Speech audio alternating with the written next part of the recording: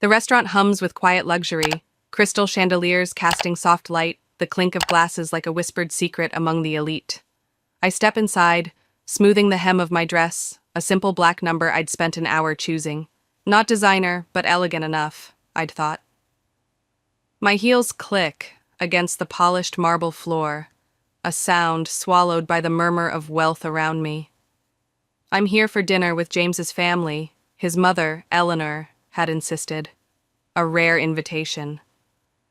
My stomach flutters not with excitement, but something heavier, something I can't name yet. At the podium, the maitre d', a man with a starched collar and a face carved from indifference, barely glances at me. "Reservation?" he asks, his voice clipped, eyes already drifting past me to the next guest. "Mary Thompson," I say, offering a small smile.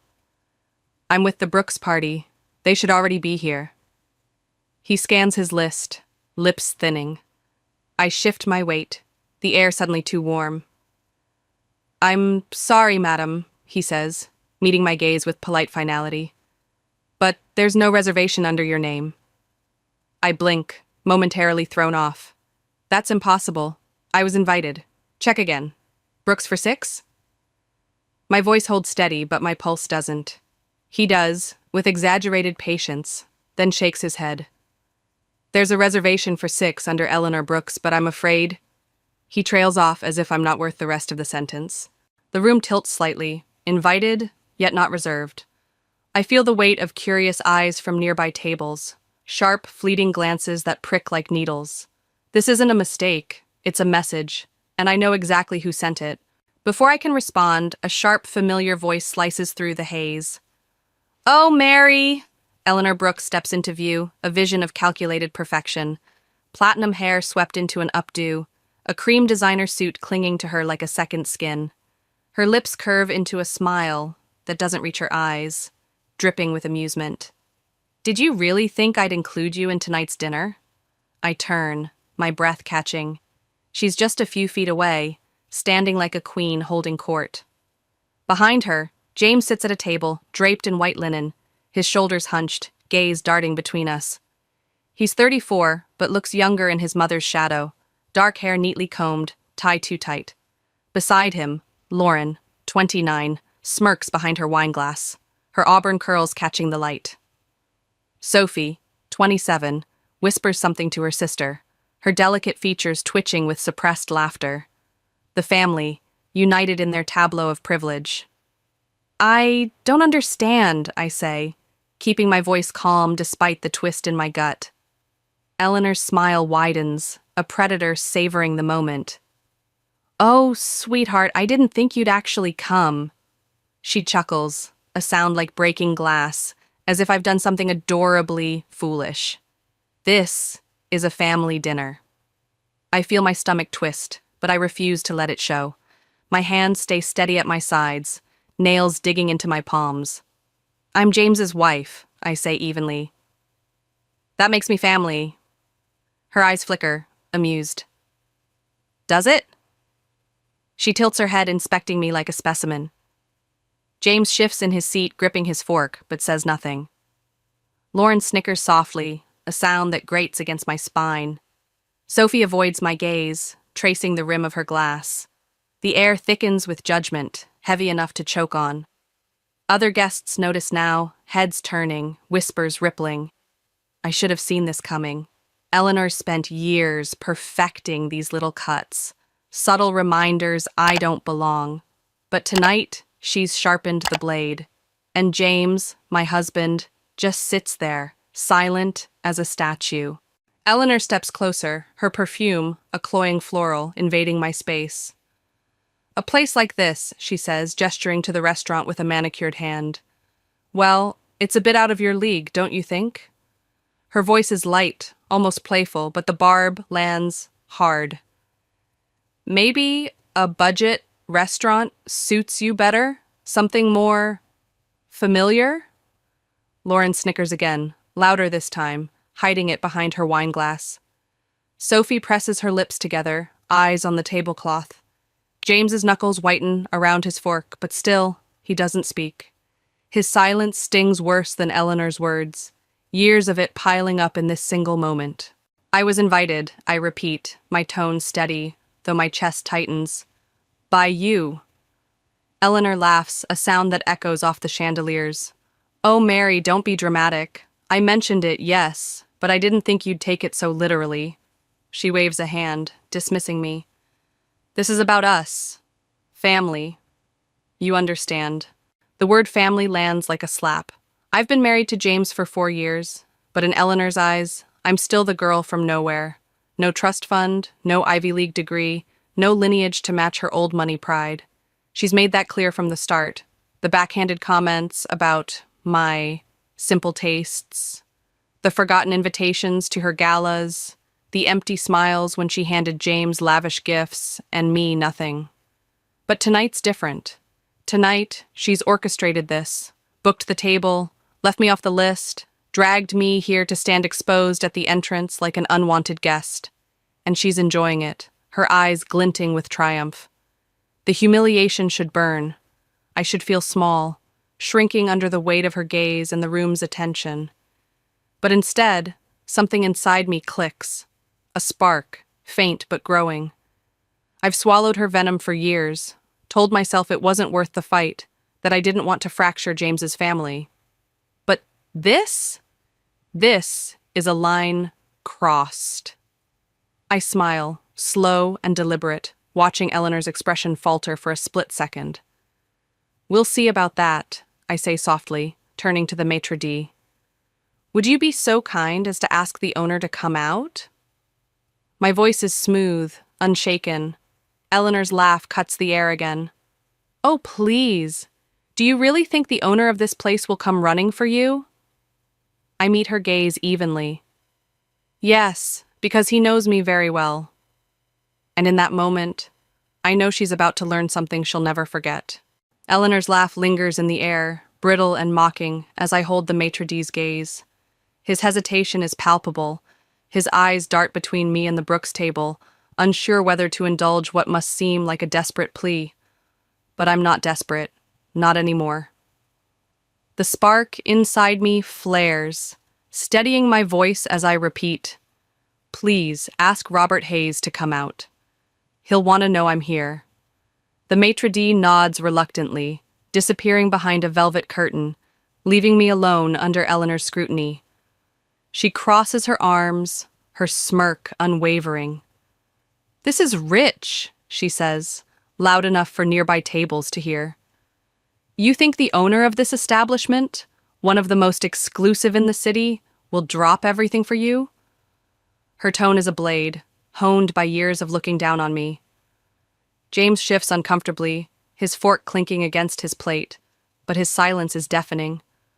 Lauren leans forward, smirking, while Sophie watches with wide, uncertain eyes. I don't flinch. He will, I say, my voice smooth and even, locking eyes with Eleanor. Her confidence falters, just a flicker, a crack in her polished mask. But she recovers quickly, tossing her head with a dismissive laugh. The other diners lean closer, their curiosity a palpable hum. I feel their stares, but they don't weigh me down now. They fuel me. Then the curtain parts, and Robert Hayes steps into view. Early 50s, salt and pepper hair, a tailored suit that exudes quiet power. He's the kind of man who commands a room without trying. His gaze finds me instantly, and a warm smile breaks across his face. Mary, he says, crossing the floor with purpose. Eleanor's smirk freezes. Lauren's glass nearly slips from her fingers. James's head snaps up, finally meeting my eyes. Robert, I greet, my own smile widening. It's been a while. His presence shifts the air. Eleanor's mockery suddenly feels small, brittle. She's spent years treating me like an outsider, but tonight she's escalated her game into outright humiliation, staging this dinner to cast me out. She thought she'd win. She thought wrong. Robert's eyes flicker to the Brooks table, then back to me, catching the tension in an instant. What brings you here tonight? He asks, his tone light, but laced with something deeper. I gesture toward Eleanor's table, casual as if it's nothing. Apparently, I wasn't included in the reservation. A bit of an oversight, wouldn't you say? Robert's eyes darken slightly, catching the unspoken edge in my words. He turns to Eleanor, his smile polite but unyielding.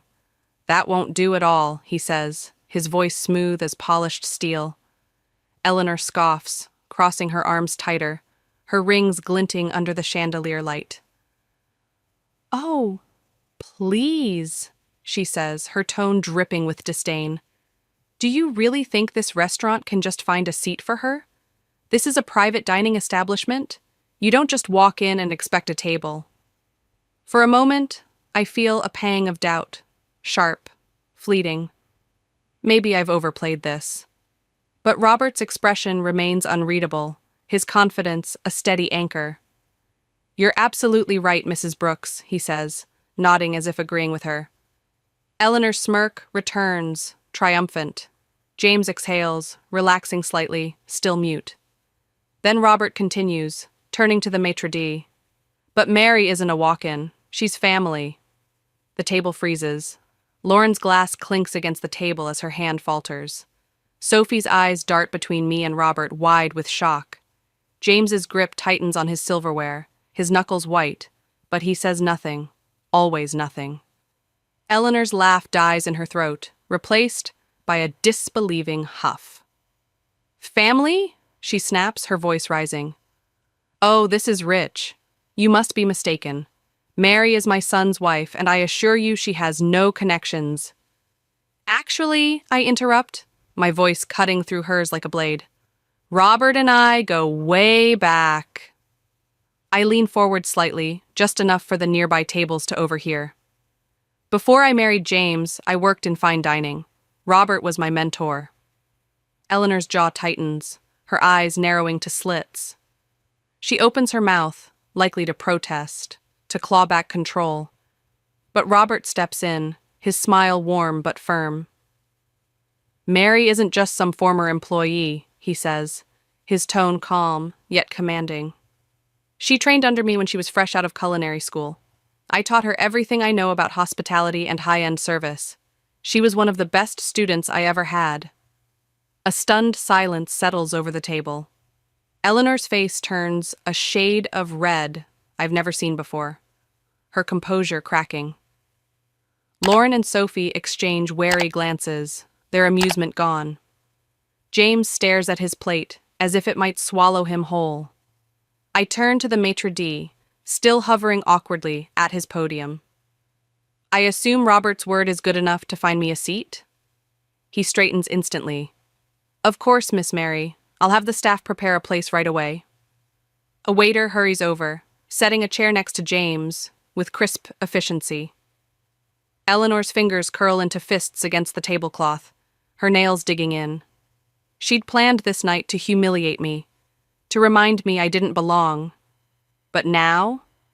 Now she's realizing she doesn't know me at all. And I'm not finished. The waiter places a freshly polished silver plate in front of me, an elegant amuse-bouche following. Delicate, artfully arranged, a silent gift from Robert. I pick up my fork, savoring the moment as much as the dish. Eleanor's seething now, her breath sharp through her nose, but she's not the type to let defeat settle quietly. She takes a slow sip of her wine, setting the glass down with a force that rattles the table. Well, she says, forcing a tight smile, I suppose it's only natural that someone like you would know people in hospitality. I arch a brow, cutting into the dish with practiced ease. Hospitality? I echo, feigning curiosity. She waves a hand, her politeness a thin veneer over venom. You know, service, industries, waiting tables, kitchen work, not exactly the kind of careers we're accustomed to in this family. Her words hang in the air, meant to sting, to paint me as lesser despite Robert's backing. Lauren stiffens, her smirk gone. Sophie presses her lips together, avoiding my gaze. James reaches for his drink, still silent, still useless. I take a sip of wine, letting her barb linger before responding. You say that like it's a bad thing, I say, my voice light but edged. Eleanor's eyes flicker, annoyance, maybe surprise. She expected me to crumble, to shrink under her judgment, but I'm not that woman anymore.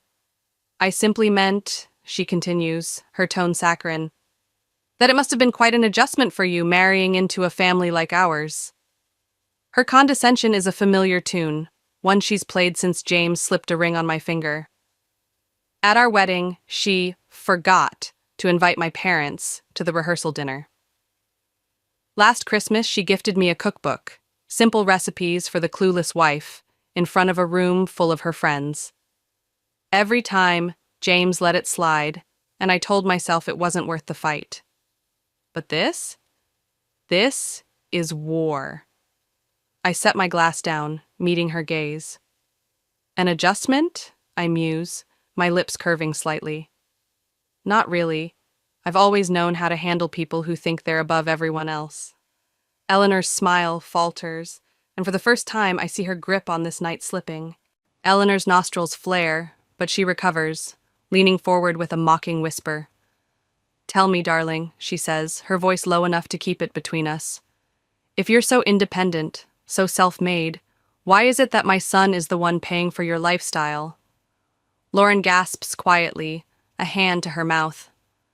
Sophie shifts, uncomfortable. James flinches, his wine glass pausing halfway to his lips. Eleanor's smile sharpens. She thinks she's landed the killing blow, the insult to put me back in my place. I pause, letting her words settle, feeling the eyes of the table on me. James still won't look at me, his cowardice a weight I've carried too long. Then I laugh, not a small, embarrassed chuckle, a full, genuine laugh that echoes through the dining room. Eleanor's smirk falters, her brows knitting. I'm sorry, I say, still chuckling. Is something funny? She snaps, her voice tight. I place my napkin on the table, slow and deliberate. I just realized how truly out of touch you are, Eleanor. Her eyes narrow, but I don't stop. You think James supports me? I ask, arching a brow. That's adorable. Lauren makes a choking sound. Sophie's jaw drops slightly. James goes pale, his glass trembling. Eleanor's smile vanishes. What are you talking about? She demands, her voice a hiss. I sigh, almost pitying her. You still see James as your little boy, don't you? The provider, the man who rescued me from my lowly life. I tilt my head, my tone calm but cutting. But let me tell you something, Eleanor. That's not how this marriage works. She stiffens, her fingers twitching. What? She whispers, barely audible. I smile, no warmth in it. James's business, his investment projects, half of them were funded with my money. A stunned silence crashes over the table. Eleanor's eyes widen, her world tilting in real time. Lauren and Sophie stare at James for confirmation, but he's frozen, his face drained of color. What? Eleanor repeats, louder now, disbelief cracking her voice. I pick up my wine glass, swirling it casually. When James wanted to start investing, he didn't have the capital, I say, my gaze locking on him. I did. My savings, my strategies, my support. That's what built his career. Eleanor's knuckles whiten around her napkin. That's not possible, she snaps, but her certainty is gone. I shrug. Believe what you want. The reality is, your son's success rests on me. James finally speaks, his voice a croak. Mary, maybe we should... I hold up a hand, cutting him off. No, James. You don't get to... Maybe... We should me now. Not after you sat here while your mother tried to tear me apart. Eleanor looks at him, her golden boy, and for the first time, I see disgust flicker in her eyes, disgust at his weakness. I lean back, crossing my arms. You spent years trying to make me feel like I don't belong, I say to her, my voice steady. But I've been the one keeping this marriage, and your precious family name, afloat. Her face hardens, but there's fear there too, a crack in her armor I've never seen before. You should be careful who you look down on, Eleanor, I add, spearing a bite of food and chewing slowly. You never know who might end up above you. The silence at the table is suffocating, Eleanor's face a mask of barely contained rage. I set my fork down, the clink against the plate, cutting through the tension like a gunshot. Her eyes bore into me, but I meet them unflinching, my own gaze steady. She's not used to this. Me standing my ground, her control slipping through her manicured fingers. I push my chair back and stand, smoothing my dress with deliberate calm. "Robert," I say, turning to him where he lingers at a polite distance. "It was lovely seeing you. Thank you for the hospitality." He nods, a faint amusement in his eyes. "Always a pleasure, Mary." His voice is warm, a quiet endorsement that echoes in the stillness. I turn to James, his face pale, his hands still trembling around his glass. "You coming?" I ask, my tone cool and even, offering him one last chance. He hesitates, his eyes flicking to Eleanor, then back to me. Eleanor's smirk creeps back, triumphant, as if she's won him already. James opens his mouth, stammers something incoherent, and then sinks back into his seat, choosing her silence over me. I smile, not out of bitterness, but clarity. "I've already made my choice too," I say, my voice soft but firm, letting the words hang between us.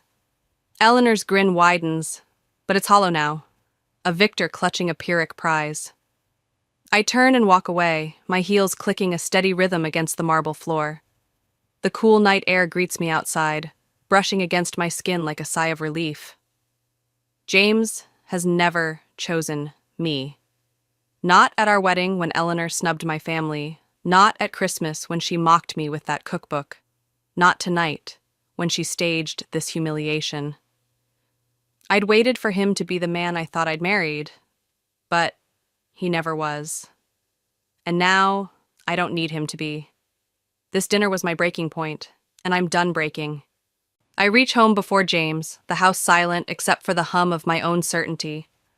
I don't rush. There's no anger in this, no haste, just absolute clarity.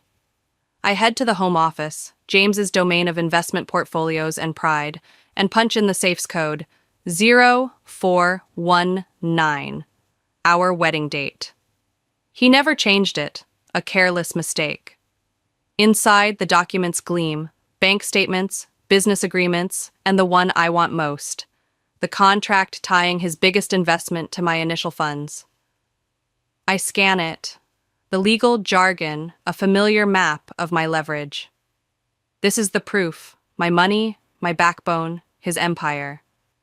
I snap a photo with my phone and slide it back, leaving no trace. Next, I move to the bedroom, pulling a suitcase from the closet. I pack methodically, clothes, essentials, a few keepsakes from my life before him. Each item feels like shedding a weight I've carried too long. By the time James's key turns in the lock, I'm on the couch, suitcase at my side, waiting. He pauses in the doorway, his eyes bleary with wine and cowardice. "Mary," he says, voice rough, then spots the suitcase. His breath catches. "What are you doing?" "Leaving," I say, standing, my tone smooth and controlled. He blinks, as if the word doesn't compute. "You made your choice back there," I continue, stepping closer. "When your mother humiliated me, again, and you just sat there." His jaw tenses, and he rubs the back of his neck flustered. "I was trying to keep the peace," he mutters, avoiding my gaze. I laugh, a short, dry sound. "Peace, James?" She planned this, booked the table, left me off on purpose, insulted me to my face. And you let her. Like you always do. He flinches, but I'm not done. "You're weak," I say, watching him shrink under the truth. "I gave you chances. Too many. Tonight was the end." His eyes snap to mine, a flicker of offense. "Mary, let's just talk." I cut him off, shaking my head. There's nothing left to talk about. I pick up my suitcase and brush past him, but he grabs the door frame, his voice darkening. "I'll fight you on this. If you think you're walking away with half of everything, you're mistaken. I turn, smiling softly. Oh, James, you really should read your contracts more carefully. Confusion creases his brow. What? I step closer, lowering my voice. You wouldn't have half of what you own without me. My money built your investments. And guess what? I have the paperwork to prove it. His face drains of color, realization hitting like a punch. I'll be staying at the penthouse, I add, adjusting my bag. The one you think you own. It's in my name. Always has been. His hands shake as I toss an envelope onto the counter. The ownership documents. A final blow. You can't, he starts, but I'm already out the door, leaving him with the wreckage of his assumptions. A month later, I sit in the penthouse, legs crossed, a glass of champagne in hand. The city skyline sparkles beyond the floor-to-ceiling windows, a silent witness to my freedom. Across from me, my attorney, a sharp woman in her 40s, slides the finalized divorce papers forward. It's official, she says, smiling. You're free. I exhale slowly, running my fingers over the thick paper. Free. The word settles in my chest, warm and solid. The past weeks were a storm. James stormed into meetings, demanded a better deal, threatened lawsuits. But my lawyers laid out the contracts, the proof of my 51% stake in his firm, and his fight collapsed. Eleanor called too, her voice a hiss of fury, accusing me of betrayal. If you'd raised him better, this wouldn't have happened, I'd said, then blocked her number. She's not my problem anymore. My phone buzzes. James, can we talk? I don't know what to do. I smirk, sipping my champagne.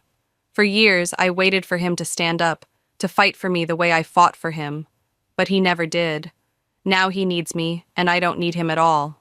I type back, that's not my problem anymore, and block him too. The glass is cool against my lips as I take another sip, the bubbles sharp and bright. I chose myself this time, and that's the most powerful thing I've ever done. The skyline stretches before me, endless. Mine.